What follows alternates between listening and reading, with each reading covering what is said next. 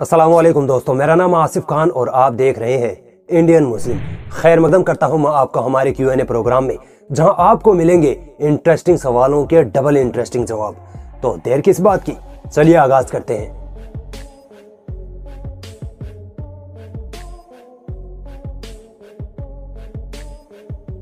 दोस्तों, आदिल खान का सवाल है कि क्या पृथ्वीराज चौहान ने मोहम्मद गौरी को 22 बार हराया था? देखिए दोस्तों, जब भी बीजेपी जीती है तो विपक्ष अपनी हार को छुपाने के लिए यही कहता है कि ईवीएम में गड़बड़ी थी।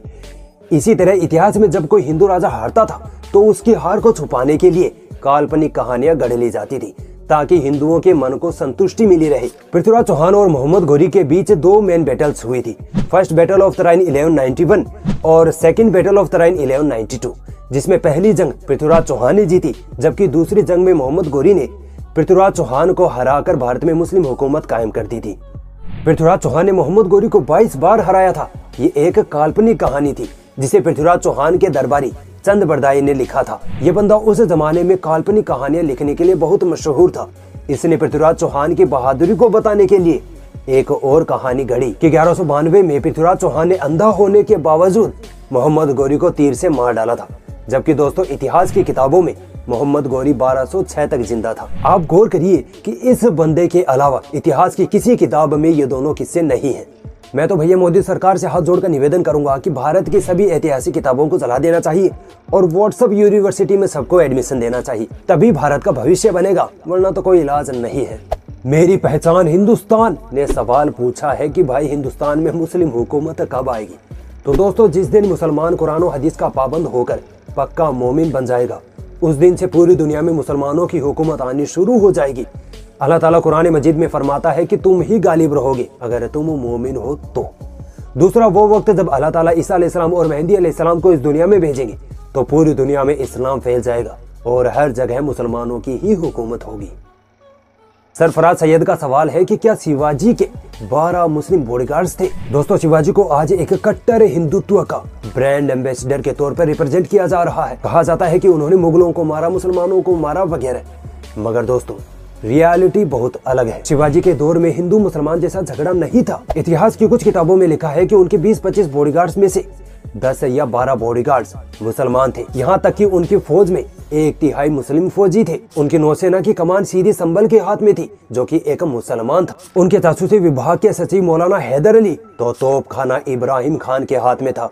यहाँ तक कि शिवाजी की जान बचाने वाला भी एक मुसलमान ही था। अंसारी नूरुल हसन का सवाल है कि जब आपके घर वालों को पता चला कि आप एक यूट्यूबर हैं, तो उनका क्या रिएक्शन था? ये रिएक्शन था, पढ़ाई लिखाई में ध्यान लगाओ, IAS बनो और देश को संभालो। लेकिन माहौल बड़ा खराब था। 2017 का साल था। एक तरफ मेरे BSc के एग्जाम चल रहे थे तो दूसरी तरफ मैं पूरे दिन YouTube के लिए वीडियोस एडिट करता रहता था। ऑब्वियसली घर वाले परेशान होने ही थे, मगर वक्त के साथ सब बैलेंस हो गया और आज अल्हम्दुलिल्लाह YouTube पर मेरी मेहनत को देखकर घर वाले प्राउड फील करते हैं। शनौर खान वारसी का सवाल है कि क्या भारत में मुसलमानों द्वारा बनाई गई इमारतों जैसी इमारतें आज का कोई नेता बना सकता है? अरे भाई, आज के नेता को छोड़िए, उस वक्त के राजा महाराजा भी नहीं बना पाए थे।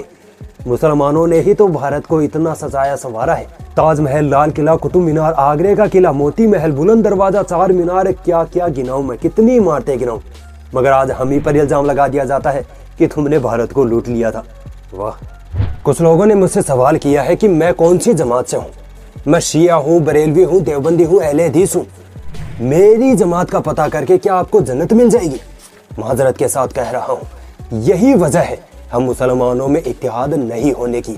अल्लाह ताला कुरान मजीद में फरमाता है कि तुम अपने आप को मुसलमान कहो, ना कि बरेलवी, देवबंदी, अहले हदीस।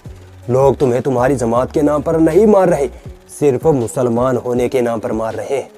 छोड़ दो ये फिरका परस्ती। QDR पठान का सवाल है कि भाई टीपू सुल्तान ने 800 पंडितों को क्यों मार दिया था और उस वक्त दलित लड़कियों को नंगा क्यों रखा जाता था? सवाल में ही जवाब था। दोस्तों, केरल का एक इलाका है त्रावणकोर।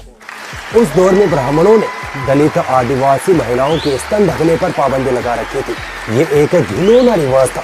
जब टीपू सुल्तान को इस घिनौने रिवाज के बारे में पता चला तो उनसे रहा नहीं गया। उन्होंने आदिवासी महिलाओं को सम्मान दिलाने के लिए त्रावणकोर की अत्याचारी हुकूमत पर हमला कर दिया। अब चूंकि इस जंग में ब्राह्मणों ने भी हिस्सा लिया था, इसीलिए 700-800 ब्राह्मण इस जंग में मारे गए थे। इसी किस्से को लेकर हिंदुओं को टीपू सुल्तान के खिलाफ भड़काया जाता है। एजाज अंसारी का सवाल है कि भाई 712 ईस्वी में मोहम्मद बिन कासिम आए और 1001 ईस्वी में जाकर महमूद गजनवी आए, तो इस बीच के वक्त में भारत में किसकी हुकूमत रही? देखिए 712 ईस्वी में मोहम्मद बिन कासिम ने आज के पाकिस्तान के सिंध वाले इलाके को फतह किया था। उसी वक्त से यहाँ खिलाफत अब्बासिया की हुकूमत कायम रही। फिर 1001 ईस्वी में महमूद गजनवी ने सिंध को फतह कर लिया। उसी वक्त के बाद से भारत के उत्तरी हिस्से और पाकिस्तान के अधिकांश हिस्सों पर मुस्लिम हुकूमत स्टेबलाइज्ड हो गई।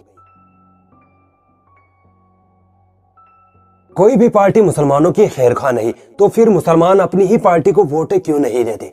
मोहम्मद जावेद का सवाल है, गौर से सुनिएगा। देखिए दोस्तों, मुस्लिम कौम एक पब्लिक प्याऊ की तरह बनकर रह गई है। जिसको भी प्यास लगती है पानी पी के निकल लेता है। मुसलमान लीडरशिप के मामले में बहुत कंफ्यूजन में है। ओवैसी को वोट दे तो लोग कह देते हैं कि ये तो बीजेपी का एजेंट है।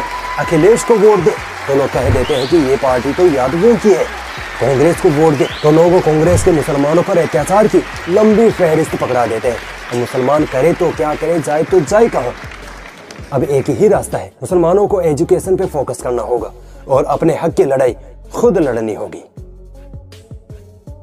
आज का सबसे बेस्ट सवाल पूछा है सलमान अंसारी ने कि जब दुनिया के पहले इंसान आदम अलैहिस्सलाम थे जो कि मुसलमान थे, तो फिर ये ईसाई, यहूदी और हिंदू कहां से आ गए? दोस्तों, कुरान और हदीस से पता चलता है कि अल्लाह ताला ने पहले आदम अलैहिस्सलाम को बनाया, फिर उनकी बीवी हव्वा अलैहिस्सलाम को बनाया।